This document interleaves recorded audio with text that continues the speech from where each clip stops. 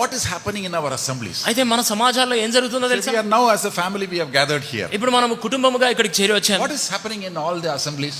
సమాజాలన్నిట్లో ఏం జరుగుతుంది? Today whatever happens in one assembly so far away, it is immediately known to everybody, no? ఇది నా దూరముగా ఎక్కడో ఉన్న స్థలంలో ఏదైనా చిన్నది జరిగితే అన్ని చోట్ల తెలిసిపోతుంది కదా.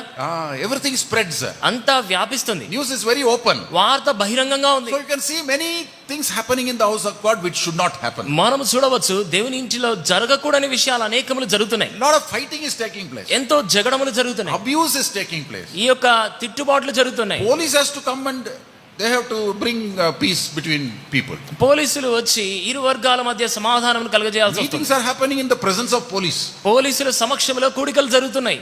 The meeting should happen in the presence of God, but presence of police is there. కూడిక అనేది దేవుని సమక్షంలో జరగాలి, అయితే పోలీసు వారి సమక్షంలో జరుగుతుంది. All these things are happening. చూడండి, ఇవన్నీ జరుగుతున్నాయి. It is painful for us, no? అది మనకు బాధాకరమే కదా. So what should we do? మరి మనం ఏం చేయాలి? We should respond in prayer. మనము ప్రార్థన ద్వారా స్పందించాలి. We should be on our knees. మనం మోకాళ్ళ మీదకి రావాలి. We should pray for the peace in Jerusalem. యెరూషలేములో సమాధానం కొరకు మనము ప్రార్థన చేయాలి. That's what we read in Psalm 122. 122వ కీర్తనలో అదే విషయాన్ని మనం చదువుతాం. Psalm 122. 122వ Keerthana. Pray for the peace of Jerusalem. యెరూషలేము యొక్క క్షేమము కొరకు ప్రార్థన చేయండి. So even though this is mentioned about the city of Jerusalem, యెరూషలేము పట్టణం గురించి ఇది చెప్పబడినప్పటికీ, as I said, it is about the house of God. అది దేవుని ఇంటిని గురించి చెప్పబడింది. So each one of you, if you are concerned, మీలో ప్రతి ఒక్కరు ఒకవేళ పట్టింపు కలిగి ఉన్నట్లయితే, that should bring you on your knees to pray. అది ప్రార్థించడానికి, అది మిమ్మల్ని మోకాళ్ళ మీదకి తీసుకొని రావాలి. In many churches they are not praying also for this. అయితే చాలా సంఘాల్లో దీని కొరకు ప్రార్థన కూడా చేయడం We లేదు. should say many people should be saved. అంటాము అనేక మంది రక్షణ పొందాలని. But we should be in peace. No prayer for that at all. అయితే మనము సమాధానం కలిగి ఉండాలి, దాని కొరకైన ప్రార్థన ఎంత మాత్రమూ లేదు. So you should pray for the peace in Jerusalem. యెరూషలేములో సమాధానం కొరకు మీరు ప్రార్థన చేయాలి. If you hear about anything, any confusion, any division in the house of God, you should pray. దేవుని ఇంటిలో ఏ కలవరంను గురించి అయినా, విభజన గురించి అయినా మనం విన్నప్పుడు వెంటనే ప్రార్థన చేయాలి. Because this is a house of peace. ఎందుకంటే ఇది సమాధాన గృహము. Peace should reign here in this place. ఈ స్థలములో సమాధానము ఏలుబడి చేయాలి. And also, ఇంకా we as a family of God here, దేవుని కుటుంబమైన మనము కూడా what should you do about this? ఈ విషయమై మనం ఏం చేయాలి? Because this is a peaceful habitation. ఎందుకంటే ఇది సమాధానకరమైన నివాస స్థలము. I personally should not bring any confusion.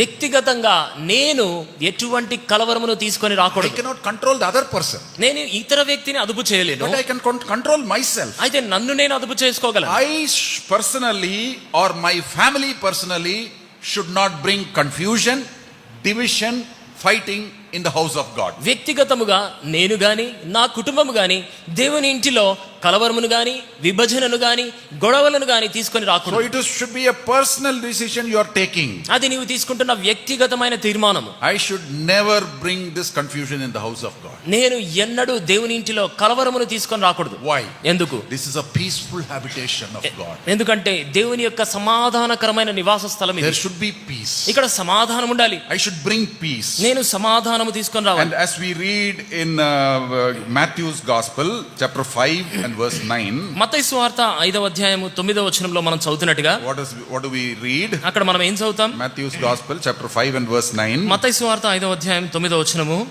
Yeah. సమాధానపరచువారు ధన్యులు, వారు దేవుని కుమారులు అనబడుదురు. Blessed are the peacemakers. సమాధానపరచువారు ధన్యులు, They shall be called the children of God. వారు దేవుని కుమారులు అనబడుదురు. Because we are the children of the peace, the children of God who is the God of peace. సమాధానాధిపతి అయిన దేవునికి మనము పిల్లలుగా ఉన్నాం. So we should be peacemakers. కాబట్టి మనము సమాధానపరచువారంగా ఉండాలి. We should not be peace breakers. సమాధానము పోగొట్టే వారంగా మనం ఉండకూడదు. In any case, any way, I should not break the peace in the house of God. ఏ విధంగాను, ఏ విషయంలో కూడా దేవుని ఇంటిలోని సమాధానమును నేను It పోగొట్టకూడదు. is a solemn advice and also it is a warning for everyone of us. ఇది గంభీరమైన సలహా, అదే సమయంలో గొప్ప హెచ్చరిక కూడా. In many families, చాలా కుటుంబాల్లో through the wives and the children, there is confusion in the house of God. భార్య పిల్లల ద్వారా దేవుని ఇంటిలో కలవరం ఉంటుంది. Very sad. ఎంతో విచారకరం, Very sad. ఎంతో We are విచారం. not bringing peace, but we are breaking peace in the మనము house of God. సమాధానము తీసుకొని రావడం లేదు కానీ ఉన్న సమాధానమును పోగొడుతున్నాం. The Lord will handle them. దేవుడు వారి విషయం చూసుకుంటాడు. We are not cursing anybody, మనం ఎవరిని శపించడం లేదు, but the Lord will handle them. అయితే దేవుడు వారి విషయం చూసుకుంటాడు. Because they are causing confusion in the house of God. ఎందుకంటే దేవుని ఇంటిలో వారు కలవరమును సృష్టిస్తున్నారు. More than anybody, God's servant or anybody, God has got a zeal for his house. దేవుని సేవకుని కంటే ఇతరులందరికంటే దేవుడు తన ఇంటి విషయంలో ఆసక్తి కలిగి He ఉన్నాడు. says, my house. ఆయన అంటున్నాడు రోషముతో ఇది నా ఈ He's గృహము. got a zeal about his house. ఆయన ఇంటి విషయమై ఆయన రోషము కలిగి ఉన్నాడు. That is why we read in Matthew's gospel that he drove away all the money changers and all others from the house of God. He said it is a house of prayer. మత్తయి సువార్తలో మనం చదువుతూ వస్తాం కదా, ఇది ప్రార్థనా మందిరం అని చెప్పి ఆయన ఏం చేస్తాడంటే వ్యాపారం చేసే వారిని అందరిని వెళ్ళగొడతాడు. He had zeal for the house of God. దేవుని ఇంటి విషయంలో ఆయన రోషము కలిగి The ఉన్నాడు. Lord will handle them. ప్రభు వారి విషయం చూసుకుంటాడు. So, but we should not be peace breakers. అయితే ఆ సమాధానమును పోగొట్టే వారముగా మనం ఉండకూడదు. And not only that, అంతేకాదు when we are together as a family of God in the house of God, దేవుని కుటుంబముగా దేవుని ఇంటిలో మనం వసిస్తూరాగా, very important, Ephesians chapter 4 and verse 3. చాలా ప్రాముఖ్యమైనది ఎఫెసీయులకు రాసిన పత్రిక 4వ అధ్యాయం 3వ వచనం. Ephesians chapter 4 ఎఫెసీయులకు రాసిన పత్రిక 4వ అధ్యాయము verse 3. 3వ వచనం. We'll read verse 2 and 3. 2-3 వచనములు చదువుకుందాం. కాబట్టి మీరు సమాధానమును బంధము చేత ఆత్మ కలిగించే ఐక్యతను కాపాడుకొనుట యందు శ్రద్ధ కలిగిన వారై ప్రేమతో ఒకరినొకరు సహించుచు మీరు పిలువబడిన పిలుపుకు తగినట్లుగా దీర్ఘశాంతముతో కూడిన సంపూర్ణ వినయముతోను సాత్వికముతోను నడుచుకునవలనని ప్రభువును బట్టి ఖైదీ అయిన నేను మిమ్మల్ని బతిమాలు You కొనుచున్నాను. should endeavor to keep the unity of the spirit in the bond of peace. సమాధానమును బంధము చేత ఆత్మ కలిగించు ఐక్యమును కాపాడుకొనుట యందు శ్రద్ధ కలిగి ఉండాలి. So you should endeavor. కాబట్టి ఆ సహనము కలిగి You ఉండాలి. should make an effort ప్రయత్నం చేయాలి. not to break the peace but to have peace. ఏదో సమాధానమును పోగొట్టడానికి కాదు, దాన్ని కలిగి ఉండడానికి. If there is any problem, you should be able to bring peace there. ఏదైనా సమస్య ఉందంటే అక్కడ సమాధానం కలగజేసేవాడు గాని ఉండాలి. There should be a bond of peace among yourselves. మీ మధ్యలో సమాధానమును బంధం ఉండాలి. How is it possible? అది ఎలా సాధ్యము? In verse 2, 2వ వచనం. with all lowliness and meekness, Purna వినయముతోను సాత్వికముతోను long suffering, forbearing one another in love. దీర్ఘశాంతంతోను ఓర్పుతోను ఒకరినొకరు సహించుచు. Today, why problems happen in the house of God? ఇది నాన్న దేవుని ఇంటిలో ఎందుకు సమస్యలు వస్తున్నాయి? Why there is no peace in the house of God? దేవుని ఇంటిలో సమాధానం ఎందుకు లేదు? There is no humility.